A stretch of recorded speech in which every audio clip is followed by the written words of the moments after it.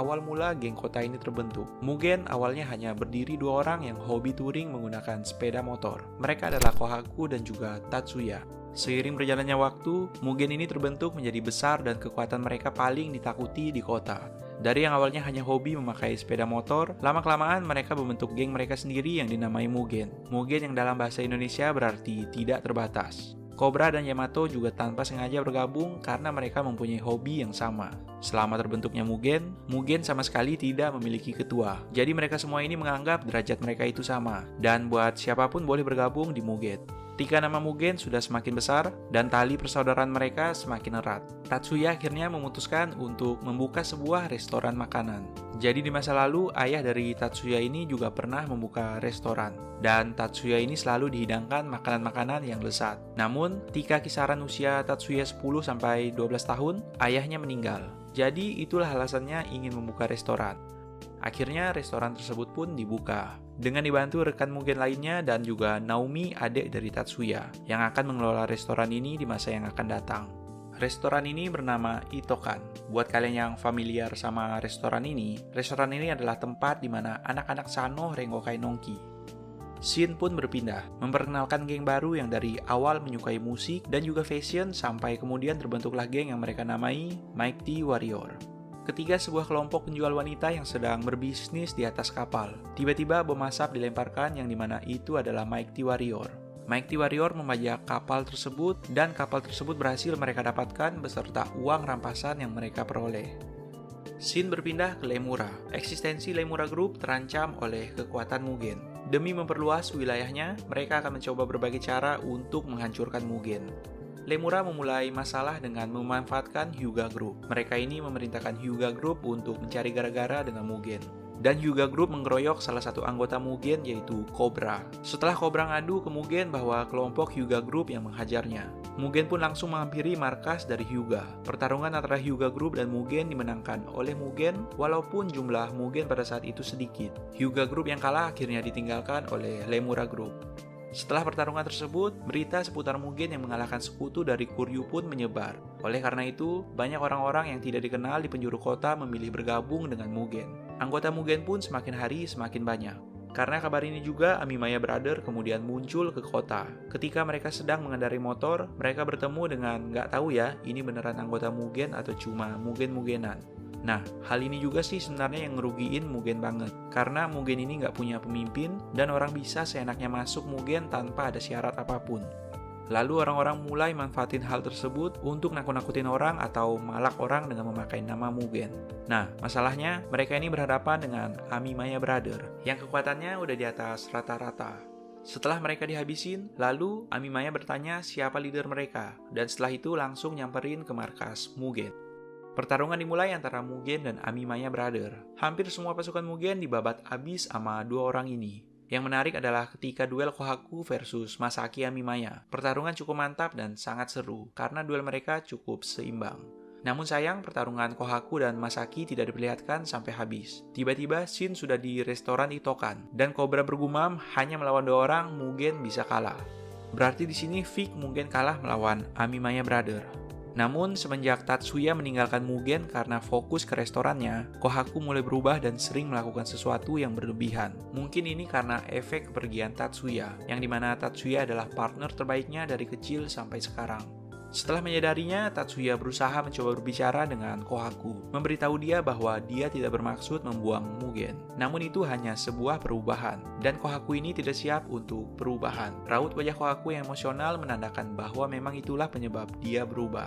Setelah itu, Kohaku balik ke markas Mugen untuk menyimpan motor. Dia berjalan kaki menyusuri jalan dan tanpa sengaja dia menemukan seorang yang memakai jaket Mugen dan terang-terangan memakai namanya untuk memalak orang lain. Sekarang Kohaku merenung bahwa apa yang dikatakan Tatsuya benar, bahwa dia tidak siap untuk perubahan dan Mugen yang sekarang sudah berantakan. Bukannya tambah bagus, nama Mugen sekarang menjadi buruk di kota akibat beberapa orang yang tidak bertanggung jawab hanya mengambil keuntungan dari nama Mugen dan Kohaku. Setelah merenung, Kohaku berinisiatif menghampiri Tatsuya. Ketika mereka bertemu, tiba-tiba mobil datang ingin menabrak mereka.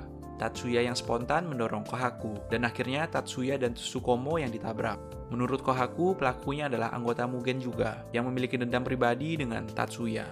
Tsukumo krisis dan akhirnya Tatsuya meninggal. Mugen dibubarkan dan Kohaku menghilang dari kota. Setelah kematian Tatsuya tersebut, Shin lalu berpindah ke Noburu yang ditabrak oleh mobil. Nah guys, ceritanya ini mungkin baru lanjutan dari season 1 di episode 10 kemarin. Setelah insiden ditabraknya Noburu, geng Sano dihadapi dilema antara mau melawan atau diam. Jika mereka melawan, maka korban lain akan datang. Korban sekarang sudah 3, yaitu Tsukumo, Tatsuya, dan juga Noboru. Tapi jika mereka diam, sama saja mereka lemah dan tidak mampu mencari keadilan. Di kota yang semakin hari semakin banyak geng baru yang muncul. Geng baru tersebut adalah Dope, geng kotor yang memperjualbelikan wanita sebagai bisnisnya. Mantan anggota Dope yang telah keluar, Kishi dan juga Kaito, mencoba untuk menghentikan bisnis dari Dope ini. Mereka berdua menyelamatkan seorang wanita yang tak lain adalah Miho, pacar dari Noburu. Ternyata Miho masih hidup dan belum mati. Miho ini rupanya bekerja di toko Dope. Karena ayahnya banyak hutang, dia terpaksa melakukan hal tersebut. Namun mendengar bahwa kabar Noburu yang koma di rumah sakit, Miho akhirnya melarikan diri. Pada saat yang sama, Mighty Warrior yang berada di wilayah Teluk mencoba untuk melebarkan bisnis dan wilayah mereka dengan mencuri sebagian uang dari geng lainnya untuk diinvestasikan di bisnis mereka. Apakah mereka juga akan menjarah wilayah Sword? Kita lihat aja nanti, karena gue juga belum tahu. Sambil gue nonton, sambil juga gue rangkum cerita per episodenya. Shin berpindah ke White Rascal. Di sini diperlihatkan story terbentuknya geng ini. Rocky kecil adalah bocah yang mempunyai keluarga broken home. Ayahnya selalu memukuli ibunya, sampai suatu hari ibunya menyerah dan gantung diri di rumah. Dari situ kekuatan Rocky muncul dan bertekad melindungi perempuan. Kishi dan Kaito juga anggota White Rascal yang diceritakan habis pulang dari luar negeri. Shin pindah ke Noburu. Keadaan Noburu yang semakin memburuk dan belum ada perubahan, dikira sudah mati, akhirnya dia siuman dan sudah membaik. Pindah ke SMA Oya, ada murid pindahan baru yang tiba. Orang ini bernama Todoroki. Ketika dia berada di kelas, dia langsung tancap gas dengan menjatuhkan beberapa anak dan langsung menanyakan siapa ketua dari geng penuh waktu. Bertemulah Todoroki ini dengan ketua penuh waktu yaitu Tsuji dan juga Shibaman. Duel ini ya gampang banget lah Todoroki menangnya. Kalian pasti sudah bisa menebak setelah mendapatkan kelas penuh waktu dengan singkat dan cepat, si Todoroki ini pasti next-nya ngincar Murayama. Todoroki, pemimpin penuh waktu, akhirnya nyamperin ke markas paruh waktu buat nantangin Murayama. Karena si Murayama ini sudah mulai lebih dewasa dan lebih mempunyai pikiran yang panjang gitu kan. Jadi dia ini setelah pertarungan versus Cobra, bertransformasi menjadi pria yang lebih dewasa. Walaupun emang udah tua dan dewasa, namun tetaplah dia udah lebih dewasa dari sebelumnya. Walaupun sudah dipancing-pancing Todoroki, namun Murayama nggak panas nih. Shin pun berpindah. Murayama yang galau memutuskan bertemu dengan Cobra-chan. Mereka lalu curhat gitu kan. Murayama yang galau karena posisi dia sekarang sebagai leader paruh waktu, dia meminta saran dan memasukkan gitu dari Cobra. Setelah itu Seki lalu memvideo call Murayama. Tapi itu bukan Seki, melainkan Todoroki yang memperlihatkan Seki dan Furuya sudah babak belur. Murayama sih panas tentunya, karena Todoroki ini bikin temannya babak belur. Lagian Todoroki juga pinter buat mancing Murayama dengan cara menghajar teman-temannya. Akhirnya si Murayama kepancing juga. Mereka pun akhirnya fight di sini. Murayama yang memang sudah berpengalaman keluar sebagai pemenang, dengan Todoroki yang hanya mengandalkan pukulannya untuk berkuasa. Akhirnya, orang yang pedenya selangit kayak Todoroki takluk oleh leader paruh waktu. Abis fight, Todoroki diberi wejangan bahwa kekuatan satu pukulan saja tidak cukup untuk menjadi pemimpin. Habis dari Oya, kita pindah ke Lemura.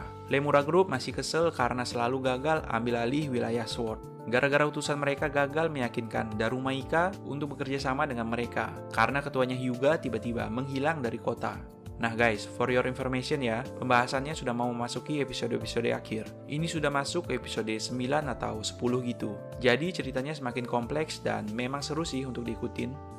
Keadaan Noboru yang syukurnya sudah membaik dan mereka berdiskusi tentang siapa dalang di balik insiden tabrakan tersebut. Cobra menduga itu adalah ulah dari Kuryu dan juga Lemura Group. Noboru mengatakan bahwa orang yang menabrak mereka adalah orang yang memiliki dendam pribadi dengan Sano Rengokai. Dan sampai detik ini, orang tersebut masih menjadi misterius. By the way, orang ini sendiri adalah Saigo. Dia ini yang menyelidiki kasus tabrakan Noboru. Shin berpindah ke Kohaku, yang menghilang secara misterius lagi mengunjungi makam dari Tatsuya. Mungkin untuk sekedar ziarah ataupun melepas kangen. Lalu Tsukumo yang sudah keluar dari rumah sakit mengikuti Kohaku kemanapun dia pergi. Karena dia berjanji sama Tatsuya akan selalu bersama Kohaku. Habis itu, setelah ketua Daruma menghilang, Lemura sekarang berencana memanfaatkan Nameless Root atau Root Boys. Mata pencarian utama Root Boys adalah berlian yang ada di dasar bangunan pabrik tersebut. Sehingga jika orang lain tahu, maka itu bisa bahaya. Dan sekarang itu yang ingin dimanfaatkan oleh Lemura Group. Back again ke Kohaku, seseorang menghampirinya. Orang tersebut bernama Lee, yang mencoba memberitahu siapa yang membunuh temannya, Tatsuya. By the way, buat kalian yang nggak tahu siapa itu Lee, dia ini ibarat bos besar dari Mighty Warrior. Ini juga untuk pertama kalinya dia muncul. Jadi asal-usulnya ini masih menjadi misteri, dan maksud dia buat nyamperin Kohaku juga masih belum jelas. Adegannya cuma sebentar, kemudian pindah lagi ke Sano. Anggota lainnya menyambut kepulangan Noboru yang walaupun terlihat masih pencang, tapi sudah lebih baikan. Di sini juga Cobra menyatakan bahwa dia berjanji akan melindungi orang-orang terdekatnya. Cobra menyatakan bahwa Sano telah bangkit. Detektif yang tadi menyelidiki kasus Noboru nampaknya dia berkhianat atau mungkin bekerja sama dengan Lemura. Dan Lemura sendiri sudah ancang-ancang dan siap untuk meneror wilayah SWORD. Karena adegan Lemura ini tidak diperlihatkan, gue agak sedikit ragu bahwa itu Lemura atau geng lain yang meneror SWORD. Teror misterius itu dimulai di restoran Itokan yang dimana dilempari bata. Tapi entah siapa yang melempar itu tidak diperlihatkan secara jelas. Terus pasukan Oya pun babak belur, terutama pasukan penuh waktu milik Todoroki. Darumaika pun tumbang walaupun di sini tidak diperlihatkan juga. White Rascal juga tumbang. Para wanitanya diserang di klub Heaven. Next scene balik ke Kohaku lagi. Kohaku yang awalnya kepanasan akhirnya mendengar ucapan dari Lee. Sayangnya nih guys, ketika Lee mau ngungkapin siapa pelaku dari pembunuhan tersebut, episode pun habis. Dan cerita dari season 2 ini berakhir dengan ending menggantung. Sedikit tambahan dari gue, kalau di season 2 ini masih banyak misteri yang belum terungkap. Apalagi ditambah geng baru yang muncul yaitu Mighty Warrior dan juga Daub. Kedua geng ini juga tidak banyak-banyak banget diperlihatkan di season ini. Juga masih menjadi misteri siapa yang menabrak Tatsuya, Tsumoto, dan juga Noboru. Ya kita nantikan saja, mungkin akan terungkap di film pertama mereka yang berjudul High and Low The Movie. Nantikan recap film selanjutnya ya guys. Nanti setelah gue nonton filmnya, bakal gue rangkum dalam segmen nyimak film di channel ini. So, itu tadi recap season 2 dari drama High and Low season 2. Semoga kalian semua terhibur, sampai jumpa lagi kita di next video.